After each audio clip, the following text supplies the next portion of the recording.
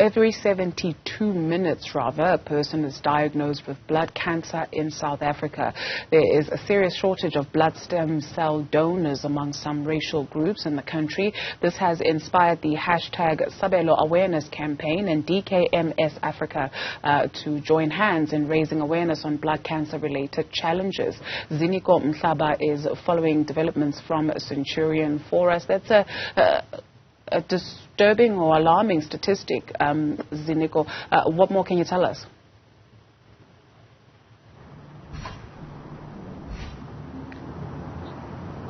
It's very disturbing indeed for the statistics you just mentioned in the intro.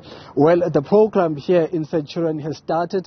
That's where the Newzroom family, the Newzroom family, together with an NGO, is partnering up to try to raise awareness about challenges of people who are struggling to access medication, but also access donors, possible donors, especially those who are suffering from blood cancer-related illness as well. I'm going to speak to one of the family members, who has just stepped off stage, who was giving us insights on how Newzroom was infected but also struggled to get medication. But also we also heard from her during her speech that Newzroom only lived a month after he was diagnosed. But let me not say much. Let me bring in Sister Nokoti, who is the family spokesperson.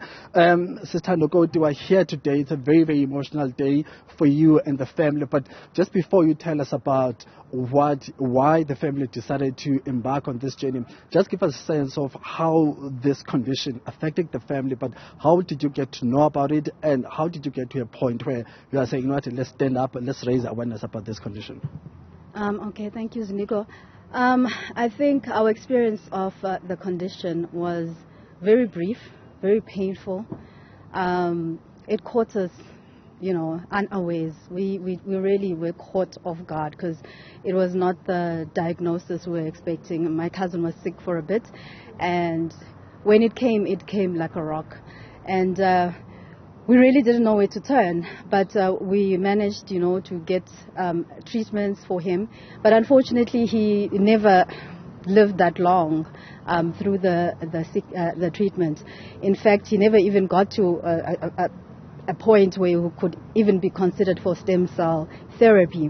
That was something we found out a little bit later as we were researching about, the things that we could have done. And we thought, we can't be silent about it. And it's one of the things he was advocating for when he was in hospital, and he was, during his moments of clarity, and he would talk about how we need to go out and talk about how leukemia can affect you, even if, you don't have a background, a history of cancer in your family. It can crop up and come up. What do you do then? So as we did the research, it became obvious that especially people of our demographic, black people, Asian and colored people, they are underrepresented when it comes to stem cell donation, and which is very critical because for a match to be found, there has to be some background, ethnic background matters a lot.